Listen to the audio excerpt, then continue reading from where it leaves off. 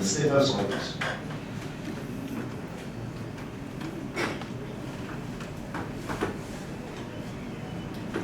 And we submitted in that regard.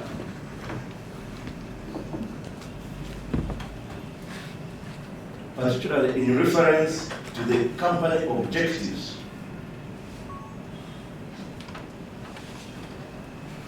Where in its primary objective, in its articles, was to raise funds, lobby for finances from individuals,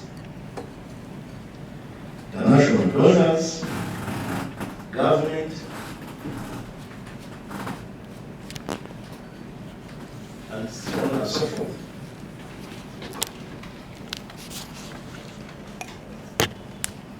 Other objectives, Your Worship, as rightly pointed them out, were that the company set out to spread the gospel of the good Lord Jesus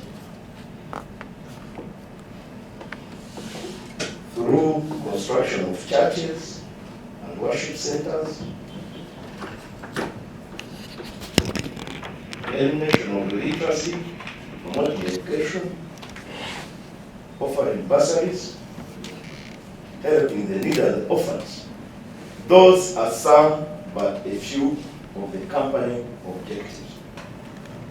So, because Your Worship, the state raises the point that there is no point of not raising our submission, and I want to, respond to that in particular. I'm not fighting everything that he does. Much obliged. So, our submission, therefore, all in that regard, is that when you look at the section that establishes the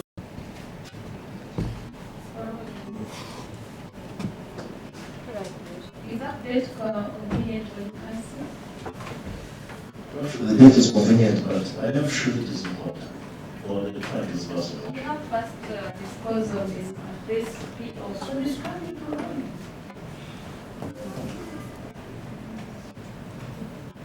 But George, the date is available.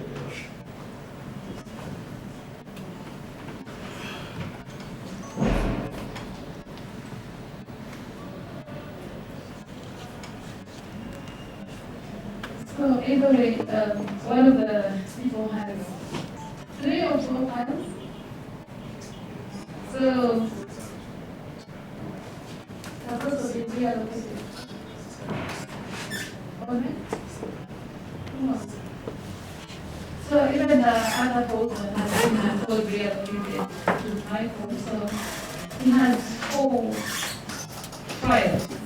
So applying for bail in 4 files cannot even take a hit. Or much obliged. The beauty of it is Actually, what I'm going to do is to give them different dates. They can't Continue coming up on same days. They will come out on different days. just rush. We pray that you will consider that decision. I can't, we have just a few Hours hours. to sit here. In the morning it was 2, my call was 11, and so it was 3. So you can't sit here. Even if you start here till 5, you will still Those bail applications. Because your worship, the accused person has offers against him, and so that means if he gets bail in this one, then he remains on remand, and gets bail on the second, and then he remains on remand, and then bail all the 4. At least for bail application, worship, we pray that all the matters come I together. can't, because it can't be, it's not practicable. It can't happen. So why should I post it on the same day? 4 files, 4 accused persons. I don't know if you know what you're talking about. Much obliged. So for this one, it will come up for ruling on the PO on the 28th day.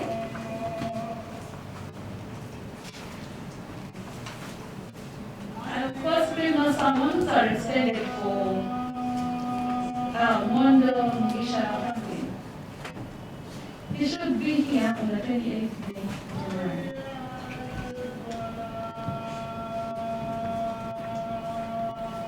So this, Kitanya, this case is adjourned to the 28th day of January the year 2021 at 9 for ruling on the PO.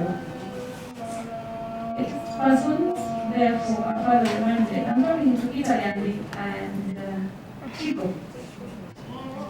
So, criminal samples are also expected for the third accused person who is Mondo Misha Company. We wish you well for case number 1188.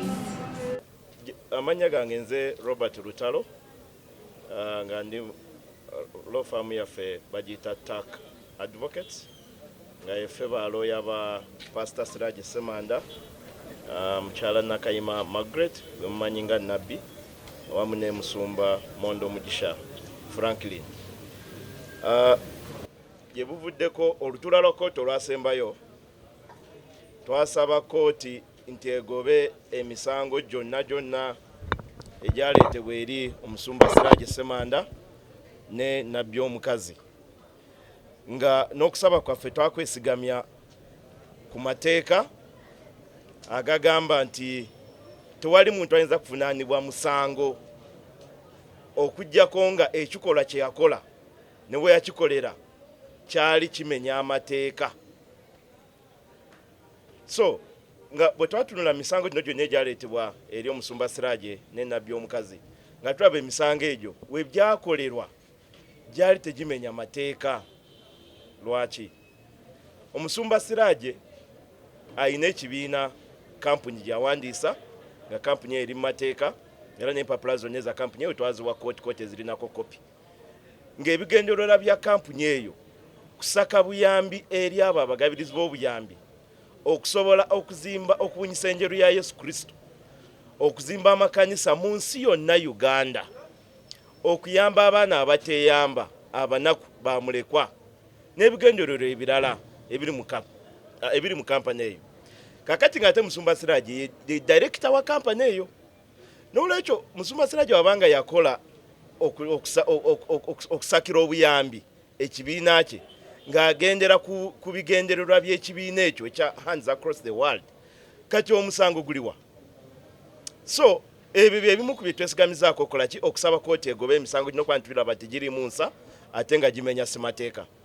Ekyokubiri nti abamu ku bawaabira Siraje nti abajjako ssente ate nabo ba director mu kampuni eyo eya Hands Across the World, nabo be bagikulira be bananyini ba kampuni eyo, kyokka nga ate bagamba Siraje yalya ssente. Kakati tulowooza engabana ye yali embi oba kyekivirako bano bananyini kampuni okuvunaanako omu ku munnaabwe Siraje nti ate ye yakola ki yalya ssente. Ekyo ne kidda wali. Ekyokulala nti Siraje bwabanga yakola byonna bye yakola okusaba ssente ng'akolera kampuni mu mateeka muntu eyeetengeredde asobola okuwaabirwa oba okuwaaba, era ng'omuntu yenna kampuni ebeera n'abakozi. Siraje mukozi wa kampuni, bye yakola byonna kampuni evunaanyizibwako, mu luzungu tuyita vicarious liability. Siraje yali mukozi wa kampuni, bye yali akola bigendererwa bya kampuni, n'olwekyo kisobola kuvunaana Siraje ng'omuntu ate n'oleka mukama we eyamutuma okukola ebintu ebyo, who is the company. So ebyo nabyo ne biddawo olwaleero. Then ku kya Nabbi omukazi nakyo nekisaba kooti egobe emisango gya Nabbi omukazi, olw'okuba nti Nabbi omukazi ne Siraje bamanyiganye, balina oluganda. Kaakati olunaku Nabbi omukazi lwe yakwatibwa nti yali atolosa Siraje, ekisookera ddala Siraje yali talinaggulwako omusango gwonna mu kooti yonna. Yali talina samoni za kooti, yali tali ku police bond, yali tali ku court bail. Kati ekyebuuzibwa Nabbi omukazi yatolosa ki omuntu eyali talinaggulwako misango. So ekyo nakyo ku ground eyo nekisaba kooti egobe emisango gya Nabbi omukazi. Kati olunaku lwa leero kooti yali erutaddewo okuwa omwabi wa gavumenti omukisa okuddamu eri okusaba kwaffe okutwakola mu kooti okwogoba emisango. Era ekibaddewo omwabiro wa gavumenti awakanyiza ebyaffe era n'asaba kooti nti emisango egyo gigende mu maaso giwulirwe.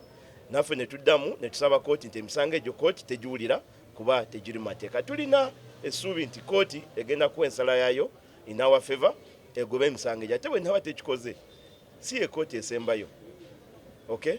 so tetugenda komano eno this is not eno kooti nto waliyo kooti enkulu neddirira enkulu waggulu ku nsonga eyo tuli bamalirivu nnyo okulaba nga Pastor Siraje tavunaanibwa misango gino mijingirire egitali mu mateeka era ng'ekyo tugenda kipasuwinga bwe tuba tetufunye nsalawo in our favor wano we tuli mu magistrate court tugenda kujulira mu kooti zonna mpaka nga ziweddeyo ne mu East Africa tujja kutuuka kuba Pastor Siraje talina musango. Kooti ewadde olwa 28 omwezi guno okuma mu kooti etwa ensala yaayo. Pastor Mondo Mugisha yafuna obuzibu n'akwatibwa ekirwadde kya COVID-19 era ekirwadde ekyo kibadde kimukunya ennaku zino zonna naye nga weewaawo amawulire amalungi gali nti wetwogerera kati akubye ku matu era naye ng'olwali tasobodde kubaawo mu kooti kubanga tanafuna kukeberebwa kukakasa nti ddala awonye COVID. So nze bwe yaŋŋambye nga looyawe nti afunye summons ne mugamba tajja mu kooti kubanga saagala kuteeka bulamu bwange matiga n'obulamu bwa kooti n'obulamu bwa public namwe bannamawulire. So Pastor Mondo Mugisha ne musaba oba ne mwamagezi nti leero tajja mu kooti amale genda keberebwa akikakasibwe nti yawonye obulwadde obwo era nesaba kooti eyongezeyo summons ajja kusobola okubaawo ku mulundi ogunaddako. Kooti ekkiriza era summons za Pastor Mondo ezongeddeyo okutuusa nga 28 eragidde nti nga 28 alina okubeerawo era ngenda mutegeeza nti 28 alina okubeerawo mu ngeri yonna.